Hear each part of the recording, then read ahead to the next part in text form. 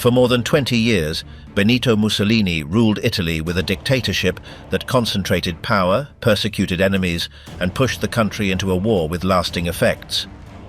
In 1945, he was executed, but his surname did not disappear. It continued circulating, not only in historical archives but in official documents, news portals, and current photographs. Grandchildren, great-grandchildren, and other descendants became visible over time. Some entered politics, others the media, others sports. There were those who defended that legacy without filters. Others tried to distance themselves from it all.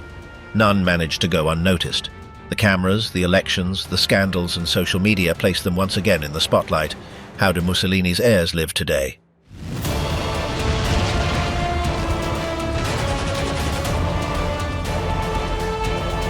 Hung in Loreto, the brutal end of the dictator. On the morning of April 28, 1945, a group of partisans intercepted a vehicle near Giulino di Mezzegra. Inside were Benito Mussolini and Claretta Petacci, in disguise trying to escape.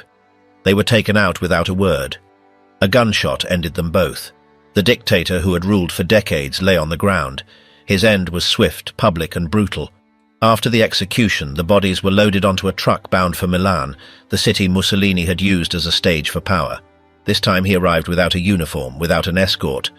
On April 29th, they were unloaded in front of a gas station in Loreto Square, the same site where 15 anti-fascists had been hanged months earlier. The news drew crowds. Men, women, and children approached with rage. They threw stones, kicked him, insulted him. Petacci as well. Some shot again, others desecrated the bodies. There was no trace left of the deuce. It was a destroyed, dirty, lifeless body. The partisans hung the bodies upside down with butcher hooks alongside other officials. The scene was exposed to the public. The cameras captured everything. The photos went around the world. A dictator hanging in the square. There was no symbolism. It was a warning. The Allies received reports. They did not intervene. The decision was local. The Italian resistance wanted to settle scores with bullets and ropes. Hours later, they were taken down. They were placed in an improvised coffin, poorly closed with ropes, and left in a hospital's storage. Later, he was buried in a numbered grave, without a tombstone, without a name, like any other body. They wanted to prevent the grave from becoming a place of worship. It was recorded only in internal archives. But in 1946, a group of fascists stole the body. They unearthed it and disappeared with it. That story would continue down another path. The Loreto scene became embedded in Italian memory. For years, it was a reference for some and a provocation for others. The photos were in books, on walls, in articles. Mussolini hanging with arms spread and swollen face. Claretta at his side, her dress torn, both suspended by their feet. There were attempts to limit the use of those images, but they circulated everywhere. On anniversaries, the media brought them back, showed the exact site, interviewed witnesses. Everything remained in place, but no one wanted to speak directly about the subject. Mussolini's children avoided commenting. Romano, Vittorio, and Edda knew what had happened. They saw the images but never spoke. The grandchildren were born afterward. They grew up with that burden. They could not erase it, only decide what to do with it. Over time, the square was modified. The station disappeared. A monument to the victims of Nazi fascism was placed, but the memory remained. Every April 28th, the cameras returned. The discussion came back. Some left flowers, others muttered insults. The dictator's corpse was treated with brutality. His past of power offered no protection. He ended up dragged, beaten, hanged. He was shot on a rural road and displayed in the square. There were no tributes, only fury and photographs. That scene shattered an image. The dictator was no longer an untouchable figure. He was a body suspended before everyone, a wordless message direct to an entire nation. 11 years without a grave, the hidden corpse. In April of 1946, 1 year after the execution, the body of Benito Mussolini was extracted from the major cemetery of Milan. The grave had no name, only a number. Nothing indicated who was there. A group of former sympathizers knew the location. One night they entered, dug quickly, and took the coffin. They wrapped it as best they could and left unseen. The corpse was placed in a regular car. They had no escort. The operation was brief. Thus began a hidden journey that lasted more than a decade. First, it was hidden in a basement on the outskirts of the city. Then it was moved several times. Private homes, warehouses, closed chapels. Always with few people, always at night. The body passed from place to place without a fixed coffin, without an established destination. One of the leaders of the transfer was Domenico Lecisi. With political training, he understood that this act was more than a gesture. He wanted to rescue the dictator from oblivion. He tried to keep it hidden, but the rumor grew. The police investigated. Some involved began to talk. The media picked up versions, the neighbors commented, and the silence became harder to maintain. In May, Lecisi handed the body over to Father Perini in a convent in Milan. The priest agreed to keep it without notifying anyone. He hid it beneath an altar. The smell was strong. Despite the time, decomposition advanced. The climate of the place didn't help. Perini alerted Cardinal Schuster, who in turn informed the government. The decision was to keep the secret. The corpse was taken to the Capuchin convent in Cerro Maggiore. This time it was placed inside a wooden wardrobe. There it remained. No one moved it. No records or photos were made. Only a few knew. The wardrobe stayed hidden among cassocks and utensils. Some friars avoided passing through the area. The smell didn't go away. Rumors circulated that the body was deteriorated. Torn clothing, missing fragments, damaged skull. All a result of the beatings and transfers. The widow, Rachele Guidi, knew her husband was not in the cemetery. She communicated with members of the clergy, asked discreetly. She waited for years. She did not appear in public. Only in 1957 did the government authorize the official transfer.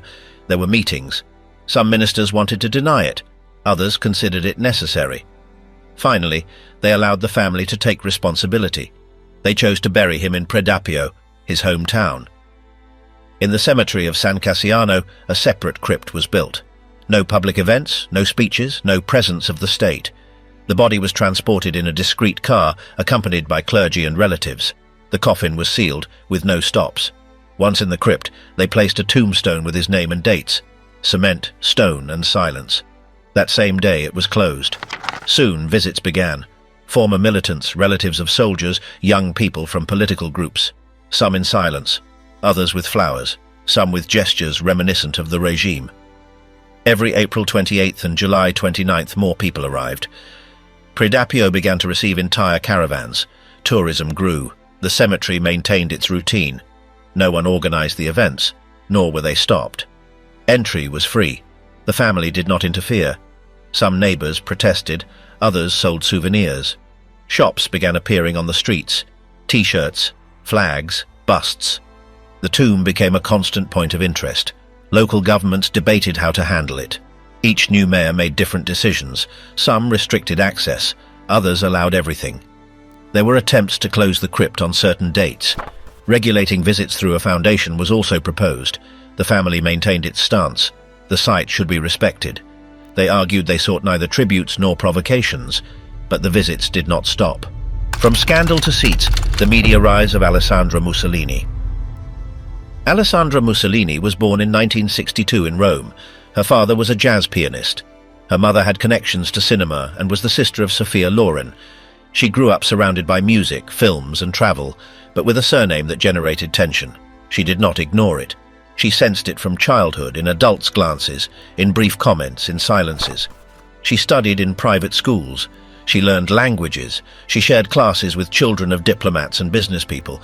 Everything seemed normal, except for the discomfort that arose when someone said her surname. There were no explanations, but there was distance. From a young age, she understood that her identity carried a burden. At 14, she entered an international school. Her mother introduced her to art. Her aunt took her to film sets. On one occasion, she appeared in an Italian movie. It was a minor scene, no dialogue. But her face was recorded. Years later, she appeared on television. She did not discuss political topics. She spoke of family, studies, and memories. She displayed confidence. She answered without tension. In 1987, she posed for the Italian edition of Playboy. She was 25 years old. The photos were carefully done. Soft lighting, restrained style. The effect was immediate. Her image filled covers. Some media spoke of freedom, others of provocation. The mix of sensuality and surname multiplied the impact. She did not respond. She gave no explanations. That same year, she released an album called Amore. melodic pop with lyrics in Italian and English. It had some resonance in Japan. It was not promoted or supported with tours. She did not insist either. It was a fleeting attempt. She later lived for a time in Los Angeles, tried her luck in cinema, participated in castings, landed small roles. Nothing stood out. She returned to Italy without concrete projects, but with media visibility. In 1992, she ran for parliament for the Italian social movement. She represented Naples. She did not explain her surname, nor did she hide it. She embraced it outright. She used a traditional discourse with no direct references to the past. She was elected. At 30, she entered the Chamber of Deputies. In her first term, she spoke on social issues, participated in debates on health, family, employment. Her style was direct, short phrases, firm tone. She avoided technical terms, kept her distance from major political blocs, preferred to operate alone, answered interviews cautiously, displayed control, did not improvise. In 1995, she appeared on a magazine cover with the phrase, "My surname is not an obstacle." She defended classic values, avoided ideological references, appealed to order, commitment and roots. It was a measured speech, clear but calculated. Some read it as personal affirmation, others as a disguised political stance. Within the party, her figure caused division. She attracted cameras. She was young, had a powerful name, but she didn't come from activism, had no political background, came from the media. For some, it was an advantage. For others, a threat. She generated attention, but also tension. In 1996, she was re-elected. This time, she spoke more clearly. She mentioned her grandfather, said he represented values that had been lost, spoke of discipline, duty and country. The phrases were repeated in newspapers. Some accused her of glorification. Others said it was part of her identity. She did not back down, maintained her position. In the following years, she alternated between politics and media, participated in press conferences, gave interviews, voiced opinions on various issues. Her presence was constant. She did not stand out for technique but for exposure. Her surname continued to make a difference. Her figure continued to generate headlines. Over time, the party changed its name. It became the National Alliance. It sought to distance itself from its roots. Alessandra remained, but in 2003 she broke with the new line. She founded her own movement, Social Action. It did not gain much reach, but it allowed her to stay in the spotlight. She later joined Silvio Berlusconi's party, without noisy announcements, just a note confirming her incorporation. From there, she held positions as senator and member of the European Parliament. She took part in committees, travelled to Brussels, presented data, spoke with papers in hand, but the focus remained on her surname. Each appearance returned to the same point: her family past. Private falls, public positions. After leaving the National Alliance, Alessandra Mussolini launched Social Action, a small movement without a national structure, but enough to keep her active. She used that base to run in elections, appear in the media, and occupy empty spaces. During that period, she reinforced a hard stance on social issues.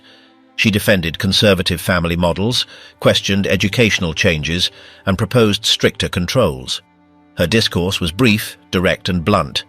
It found resonance in certain media outlets, while progressive sectors rejected her. She stuck to her line. Later, she joined Forza Italia, Silvio Berlusconi's party. There was no formal event. A simple official note confirmed her affiliation. From there, she accessed positions such as senator and member of the European Parliament. In Brussels, she joined committees focused on childhood and security. She read reports, presented data, and used more technical language. The direct tone remained, though in a different register. In 2006, she took part in a television program. She shared the panel with figures from various parties. In a tense moment, she clashed with Vladimir Luxuria and launched a phrase deemed offensive. The video went viral, and criticism came from all sides. LGBTQ groups demanded an apology. The network asked for moderation. Alessandra stood firm, saying she had reacted to a provocation. The media did not let go of the issue. They repeated the same question. She repeated the same answer. In some spaces, she was no longer invited. In public events, audience reactions were divided. Her surname continued to provoke a response. Years later, she faced another situation. In 2013, her husband, Mauro Floriani, was linked to a judicial case. The Baby Squillo investigation involved encounters with minors, payments, and online contacts. The evidence included audio recordings, transfers and testimonies. The girls were between 14 and 15 years old. The news made front pages. Alessandra did not appear in public for days. She shut down social media and avoided questions. At the time, she was chairing a parliamentary committee on childhood. That contradiction dominated the headlines. Comments didn't stop. Her institutional role came under pressure. When she decided to speak, she recorded a brief message. She said she was going through a difficult time and confirmed she would not leave her position. She did not mention Floriani. She only reaffirmed her political commitment. In Parliament, her circle avoided her. Analysts debated her permanence. Reactions piled up. The process moved forward. Floriani admitted to some of the encounters, though he claimed not to have known the girls' ages. The court dismissed that argument. He was sentenced to 1 year in prison without serving time. The ruling was swift. The sentence marked a formal end. Alessandra did not attend the hearings. She declared it was a family matter. However, her image was affected. In the media, she continued to be associated with the case. She chose to remain silent. She returned to Parliament with a low profile. She gave no interviews. She only voted. Some colleagues suggested she step back. Others spoke of reinventing herself. She stayed in office, attended every day, promised nothing, explained nothing. Over time, she began appearing again, first at minor events, then in interviews. She avoided the judicial topic, focused on political current affairs. Her way of speaking changed. She controlled every word, displayed seriousness. The provocative phrases were gone. During that period, she left personal social media and kept only institutional channels. She shared projects, official statements, and legislative activities, nothing private. According to her circle, she spent more time with her family and avoided party events. In Brussels, she remained active. She worked on committees, voted on proposals, and gave brief speeches. Media attention had decreased. Her surname still carried weight, but it no longer generated the same tension. Her pace of intervention was more measured. Sometime later, she made headlines again. Actor Jim Carrey posted an illustration showing Mussolini's body hanging. Alessandra responded immediately. She called the gesture disrespectful. The clash escalated. Carrey replied. International media covered the controversy. It was brief, with no institutional effect, but once again put her surname in the headlines. From hatred in Strasbourg to pride in the streets. In recent years, Alessandra Mussolini has modified her discourse. For decades, she was known for harsh statements, provocative gestures, and rigid stances on family and education issues. Sexual diversity was absent from her agenda. Over time, that changed. The shift was gradual but visible. One of the moments that marked this change occurred on the program Dancing with the Stars. In one of the shows, she was asked to apologize for past statements. She did so without hesitation. She admitted she had learned. She acknowledged that words carry weight. It was a brief phrase, but it marked a new stage. After that, she began attending pride marches.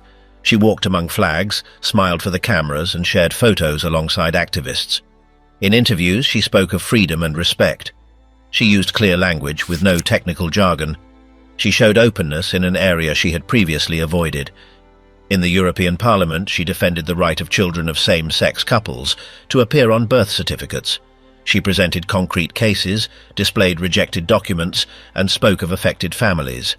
Others listened attentively, some with surprise, others with reserved expressions. She did not refer to ideology. She spoke of experiences. She said that motherhood had led her to reconsider her beliefs, that her children asked her questions she had never asked herself before, that society had changed, and so had she. She said it without solemnity.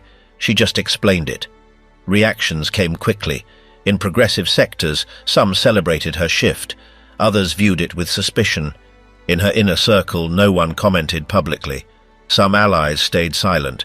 In right-wing circles, criticism emerged. She was accused of yielding. She did not respond. She continued presenting proposals. The media highlighted the contrast. Headlines like "Mussolini supports pride" spread across outlets. The images multiplied, wearing colourful shirts, applauding speeches, hugging activists. Some media portrayed it as evolution, others as contradiction. But her surname was once again at the centre. In a radio interview, she spoke about her past confrontations with trans people. She said she now understood things she hadn't seen before, that she represented everyone, that listening is also part of the role. The phrase was widely shared. Some praised her openness, others recalled her past. Alessandra did not engage in the debate. She simply repeated her new stance. In 2024, while walking through Strasbourg, a man struck her with a crutch. He shouted at her in Italian and pushed her against a wall. There were no nearby witnesses. Only a security camera captured part of the event. A few minutes later, Alessandra recorded a video. She said she was fine, that the attacker knew her surname, that it wasn't a robbery but a political attack.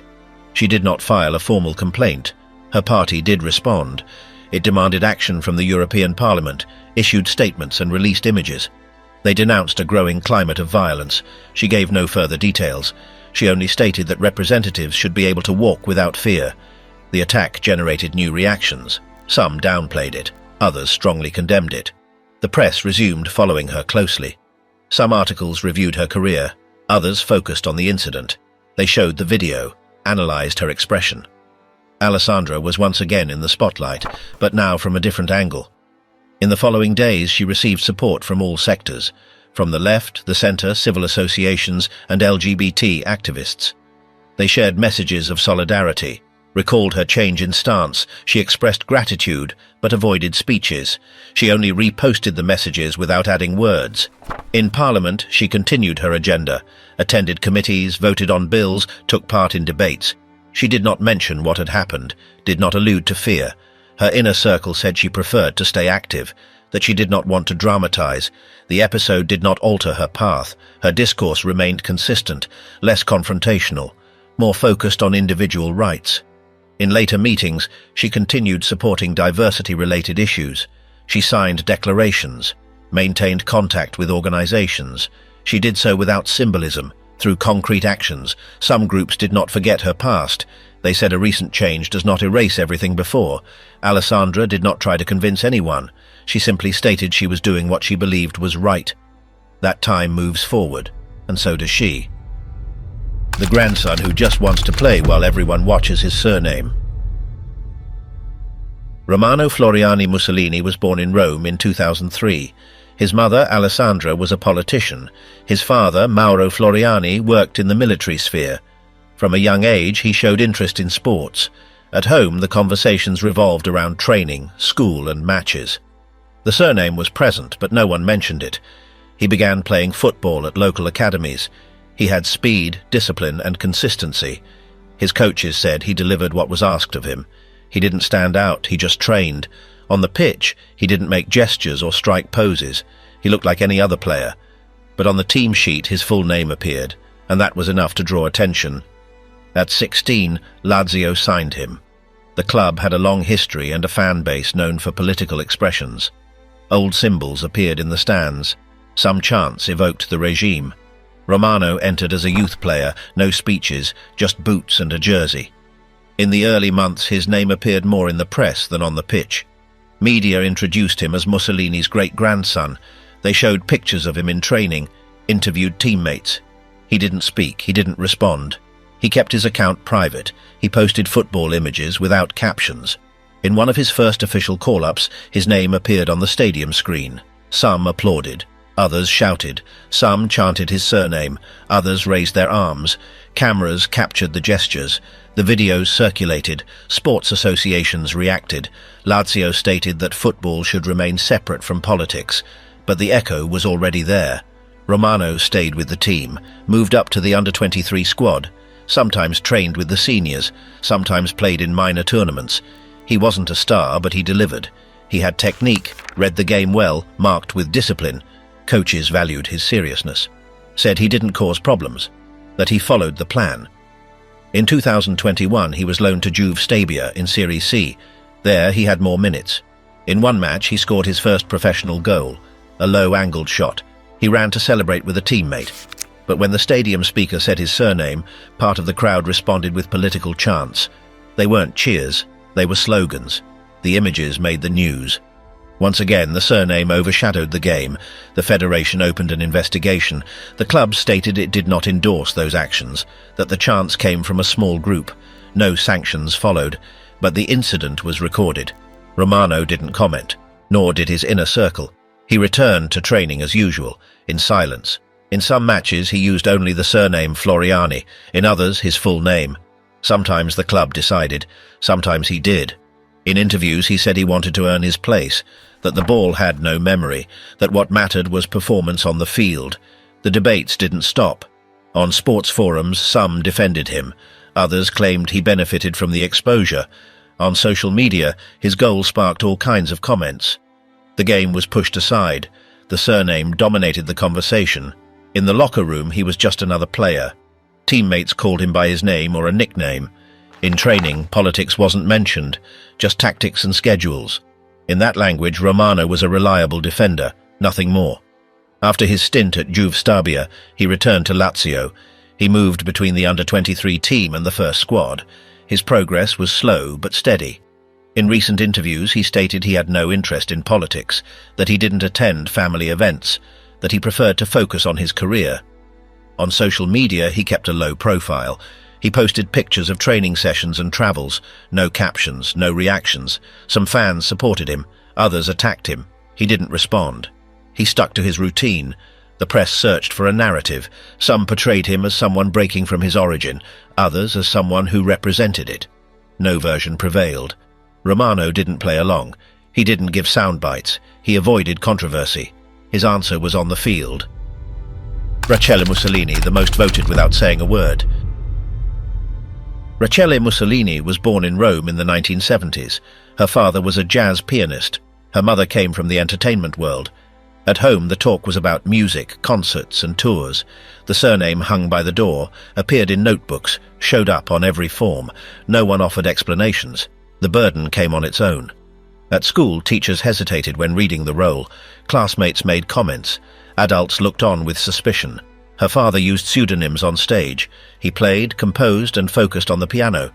Rachele understood what it meant to carry that name. She never changed it. She always kept it visible. At 20, she participated in the Miss Italy contest. She entered like any other young woman. Her name appeared in the papers, not for the crown, but for her family background. She responded with indifference, said it was a one-time experience. From then on, she disappeared from the media for several years. She focused on studying, working and moving around Rome without cameras. She collaborated with local associations, led a normal life without seeking the spotlight. Later, she made a clear decision. She wanted to work in politics. She ran for city council in 2016. Her campaign focused on dirty streets, transportation, neighborhood safety and broken traffic lights. She secured a seat with just over 600 votes. From day one, she showed discipline. She spoke only when necessary, delivered well-prepared reports, stuck to her agenda, avoided unrelated disputes. In council sessions, her style was direct and orderly. She responded to constituents without evasion. In 2021, she ran again. By then, she knew the neighborhoods, how to speak with shopkeepers, and listen to those seeking solutions. Her campaign used data, concrete promises, and real visits. She became the most voted candidate on the council with over 8,000 votes. The difference was remarkable. The media began following her. Some compared her to other family members. They said she didn't raise her voice or cause scandals. Rachele didn't comment on those headlines. She preferred to keep her pace. She met with residents, visited schools, attended sessions without seeking cameras. She represented the Brothers of Italy party. She used a different style. She didn't repeat slogans. Instead, she spoke about budgets, parks, transport and public lighting. She maintained cordial relations with councillors from other parties. She believed politics worked better with mutual respect. When the family name came up, she responded with neutral phrases.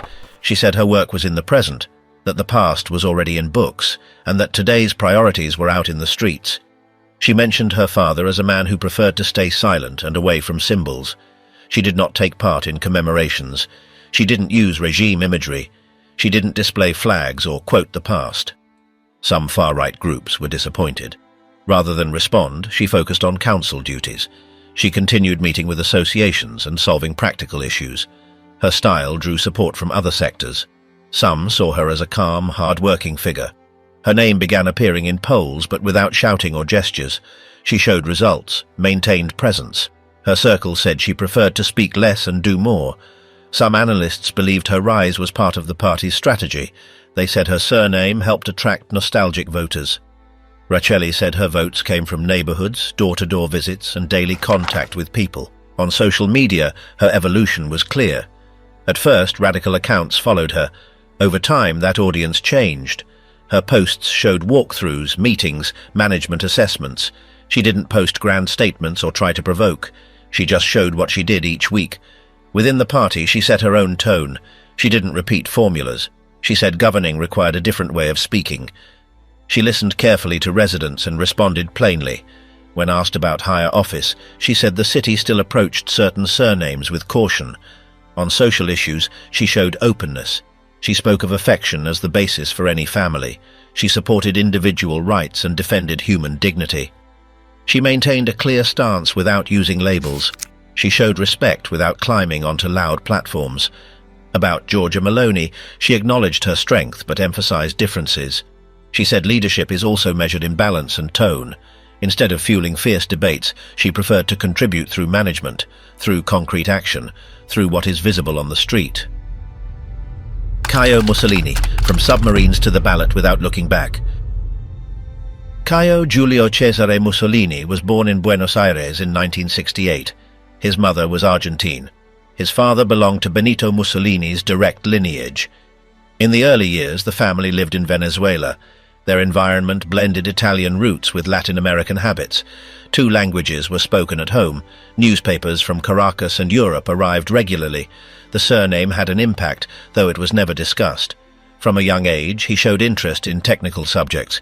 He enjoyed dismantling engines, studying blueprints and understanding structures. At 17, he moved to Italy.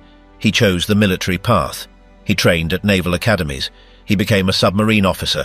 He spent years in the Navy, took part in operations, upheld discipline, executed without hesitation. He respected hierarchy. His rank was his only calling card. After completing his active military career, he transitioned to the private sector. He joined defense companies, coordinated contracts, attended trade fairs, reviewed weapons catalogs. He spoke with officers, technicians, and officials across continents. He traveled regularly to Asia, Latin America, and Europe. In each meeting, he discussed radars, drones, armored vehicles. He used a functional language, no symbols, no speeches about the past. For years, his name circulated through reports, bids, and industrial events. He didn't appear in interviews, press briefings, or public debates. His world was rooted in technical matters. No noise, no spotlight. His travel documents bore the surname, but his work was defined by knowledge, not history. In 2019, the Brothers of Italy party presented him as a candidate for the European Parliament. His image returned to circulation. Dark suit, firm expression, institutional backdrop. The party valued him as a technical profile. They cited his experience in defense, expertise in sovereignty and security. Campaign materials discussed geopolitical risks, technological control, migration.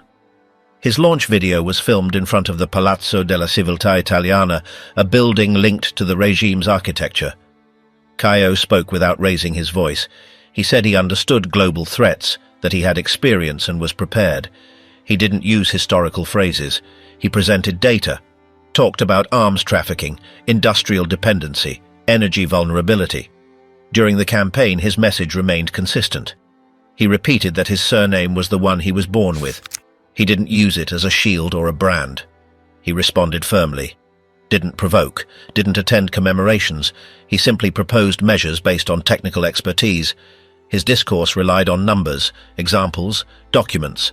Some supported him for his background, others for his surname. Some groups expressed rejection. Social media amplified reactions. Memes, screenshots, and out-of-context quotes circulated. Caio stayed on message. He didn't respond. He didn't personalize attacks. He presented proposals on national defense, energy autonomy, and industrial modernization. During one rally, a group in the crowd raised their arms. Caio continued speaking without pause. His speech revolved around investments, satellites, and geopolitics. His campaign team avoided diverting attention. They posted excerpts of his proposals. They did not highlight what occurred in the audience. The video circulated online. Caio maintained the same rhythm. Facebook blocked his account during the campaign. He claimed he used no offensive language or inappropriate symbols. Giorgia Meloni defended him. Rachele also expressed support. The suspension was brief. Caio resumed posting. He spoke about platform limits, algorithm use, and digital regulation. Drawing on his experience in Venezuela, he commented on the country's political situation. He mentioned repression, corruption, and collapse. He insisted that Europe must act clearly. His stance gained support among Venezuelan exiles. It also caused friction with more diplomatic sectors. Caio stayed focused on analysis. He spoke of consequences, courses of action, and political decisions. In debates, his style was direct. He showed graphs, described risks, compared figures. Instead of promises, he explained scenarios. Polls placed him close to a seat. Voter turnout was high, but he didn't win the position. Despite the result, he remained active in debates and security panels. He later participated in discussions about Predappio. He proposed a foundation to manage the mausoleum. He spoke of rules, orderly visits, and respect for the site. He rejected excesses, both ritualistic and hostile. He said the site should function with clarity, that tourism required order, that passionate speeches didn't solve concrete problems.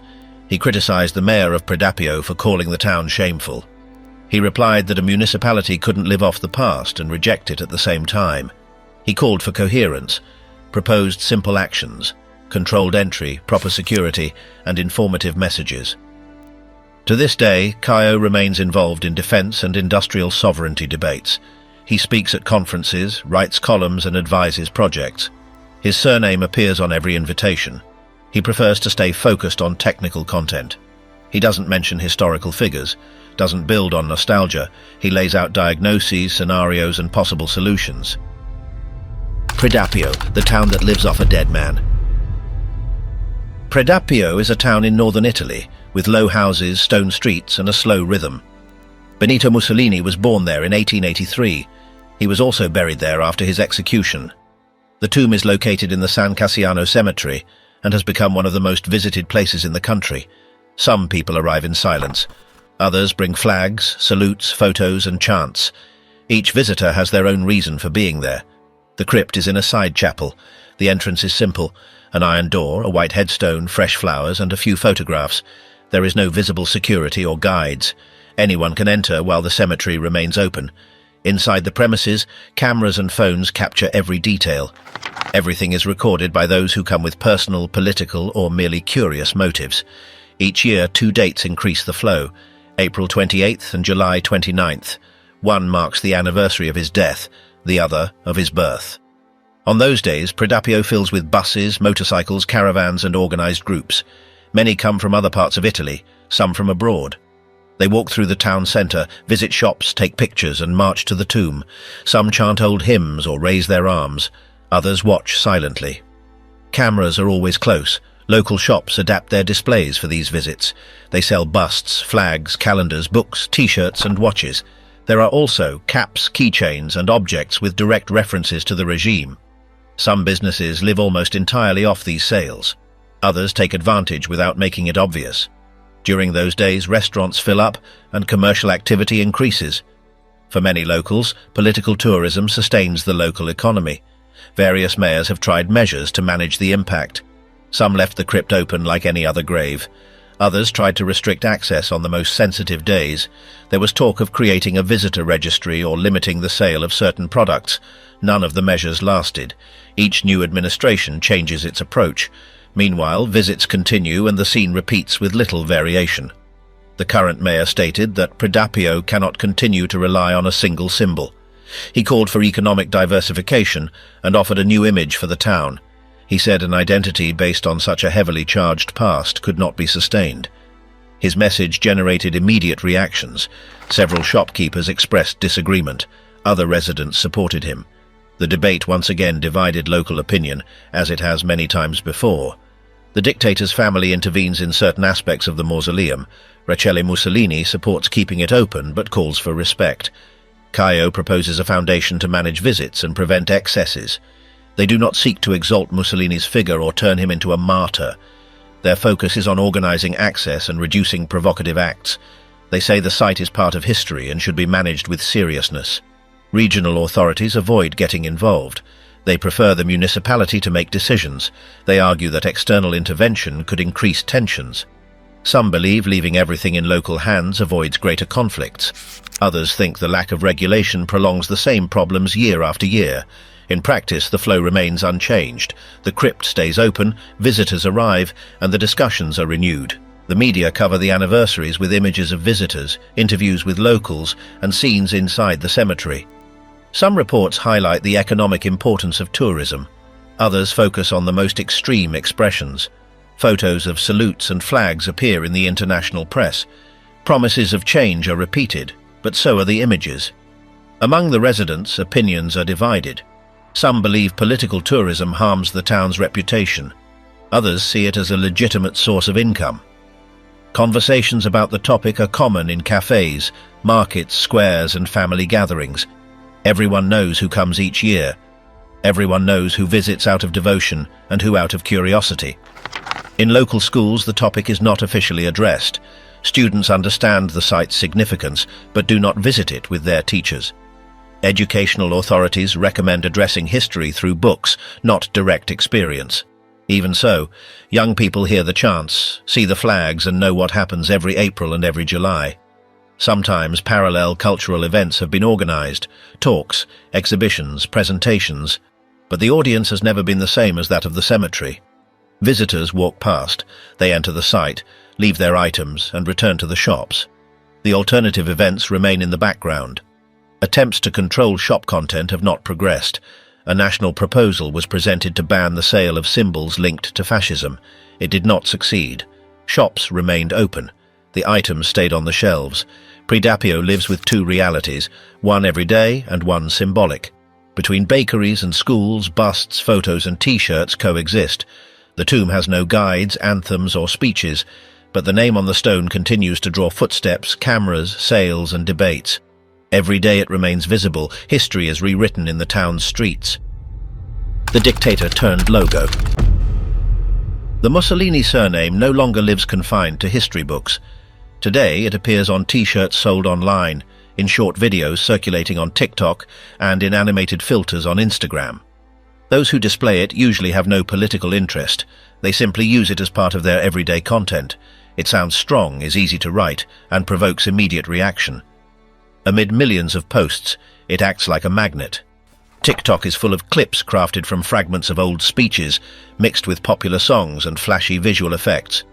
Some highlight facial expressions, others cut specific phrases. The ones with the most views blend mockery with a certain visual cult tone. In that context, the surname appears as a hashtag or viral bait, turned into a repeated audiovisual piece without analysis or reflective intent. Thousands of videos gather tens of thousands of likes. Some exceed 1 million. They circulate in chains, appear in compilations, and receive reactions from both large and small creators. Many are turned into stickers, others downloaded as ready-made templates. In that constant stream, the word Mussolini mixes with dances, jokes, or random phrases passed from screen to screen without pause, without history, and without any need for explanation. Instagram has also joined the trend. Some brands include the surname on apparel with minimalist designs. They sell shirts with vague phrases, sweatshirts with vintage-style prints, caps with barely recognizable symbols. The photos are often in black and white, with firm poses and words like origin or strength. There's no direct mention of the dictator, though the intention is clear to anyone who understands the visual code. The shops prefer to avoid clarifications, and the buyers consume without asking. On platforms like Amazon, results show objects with open references. There are books, calendars, posters, mugs, biographies, and photo albums related to the regime. Reviews vary. Some praise the design, others point out the problematic content. Despite that, the products remain active. Sales don't drop. The logic of the digital marketplace turns the surname into just another commodity, shuffled among suggestion lists and impersonal algorithms. On Twitter and Reddit, the name appears in memes, absurd threads, or unexpected combinations. It's used alongside video game characters, influencers, or artists. No real connection is built between the elements, it's just image play. The accounts producing this material avoid explanations and simply post. They understand that the mere use of the surname guarantees interaction, whether through comments, mockery, support, or backlash. Some accounts take advantage of the trend. They post short phrases, repetitive clips, retro-style images. They publish daily with the sole goal of going viral. They don't cite sources or offer context. They just repeat what they know will get clicks. They focus on the algorithm. They're not looking for debate, just exposure. And in that fast-paced environment, the name Mussolini continues to attract attention. Rachele and Caio have expressed their disagreement with this trivial use of the surname. To them, turning it into a meme strips it of historical meaning. They say making it a daily joke diminishes its significance. Despite these criticisms, they don't take action. Digital platforms impose no limits. The content continues to circulate among anonymous users and accounts that avoid identification. In many schools, teachers notice teenagers imitating salutes, repeating phrases, and sharing videos without knowing where they come from. Some teachers try to explain the history in class, but they face an audiovisual language that is faster, more persistent, and more appealing to young people. Social media moves faster than any curriculum. Campaigns have been proposed to promote digital literacy. The goal is to help distinguish between satire, misinformation, or historical distortion. However, that debate has yet to translate into educational reform. Meanwhile, the content remains active, spreads unchecked, and appears on the phones of thousands of teenagers every day. Physical stores have even emerged with aesthetics inspired by that past. They use similar colors, shapes, and fonts. Though they avoid the full name, the atmosphere evokes that era. The owners claim they are just selling style. Customers recognize the nod and accept it as part of the package. The surname now functions as a logo. It moves without historical weight, turned into image, sound, and product. It evokes no facts, it merely appears, circulates, and reappears. It remains visible, always available, always viral. The surname that won't disappear. In Italy, the surname Mussolini appears everywhere. It shows up on ballots, on social media, in news broadcasts, and in everyday conversations. It's not carried by monuments or official ceremonies, but it remains present because it sparks something every time it's mentioned. The impact starts with the name itself. Whenever someone bearing that surname runs for office, everything shifts. The position doesn't matter. All it takes is seeing it on a ballot for debates, exaggerated praise, or direct attacks to erupt. Some applaud it for personal reasons. Others react without even listening. The surname always divides. Online, any account that carries it comes under scrutiny. Every post is analyzed. If someone says little, it breeds suspicion. If they say too much, it seems like attention-seeking. If they voice an opinion, they become a target. If they stay silent, they're criticized just the same. Every gesture is marked. In schools, many teenagers repeat the name because they've heard it or seen it in videos. Some teachers try to explain the history, though discussing the topic requires care. It touches many sensitivities. Preparing a lesson on it means weighing every word. At university, the surname may appear in lectures, but when real people with that name hold positions or appear in the media, it stops being just theory. It becomes personal. Some professors use it to open complex debates. Others prefer to move on to different material. The media highlight the surname in any headline they can. Even when the news is minor, they use it because it grabs attention. It drives clicks, comments, and boosts traffic. The name always gets shared. It draws views and reactions. On social media, an image or phrase with that surname spreads fast. The content doesn't matter as much as the name being there. Debates pop up, heated responses, jokes, or support. The surname pulls all of that in. Some political parties try to avoid it, others leverage it depending on the region. In parts of the South, it gains support. In northern cities, it creates distance. Each area reacts differently, but there's always a response. No law blocks the use of the name. The state imposes no restrictions. Still, many institutions take steps to keep their distance. Some schools avoid mentioning it. Some media write with caution. Everyone knows where the line is, even if it's unwritten. Museums, libraries, and archives face pressure when including it. Some institutions add explanations. Others modify material. Others choose to leave it unchanged. Every choice brings different consequences. Legally, rules have been proposed to control the commercial use of the surname. It appears on clothing, books, merchandise. The justice system intervenes if hate messages are promoted. But in most cases, there's ambiguity. What to do is still under discussion. Within the family, some display the name openly. Others adopt a different identity. Some sign with all their names. Others prefer to use just one. Each person carries the weight of the surname in their own way. People have opinions. Some believe that name brings a duty to take responsibility. Others focus on what each individual does. The debate between legacy and individuality remains unresolved. In Roman neighborhoods, when the surname appears painted on walls, locals often erase it quickly. They do it to avoid trouble. Surveillance cameras are nearby and patrols pass frequently. No one wants their street making headlines because of it. On TV, the dictator's descendants have been interviewed many times. They're always asked the same questions. When they respond with detachment, they're criticized. When they speak firmly, they are too. The surname always provokes a reaction. In Parliament, when someone mentions the name, responses erupt from all corners. Voices rise. Debates change course. The atmosphere tenses. What began as a routine discussion ends up revolving around the surname. Outside Italy, something similar happens. If a descendant appears at an official meeting, the media spotlight them. The surname takes the stage even if the person never mentioned it. Some have suggested creating a space where the topic can be discussed calmly, a place with diverse perspectives, documents and analysis. But the proposal never advances. It's always suspended for fear of controversy. The surname Mussolini still appears in politics, online, in classrooms and in headlines. No one is actively promoting it as a symbol, but it's still there. Every time it surfaces, it divides again, stirs the air, and reminds us that some names don't dissolve so easily.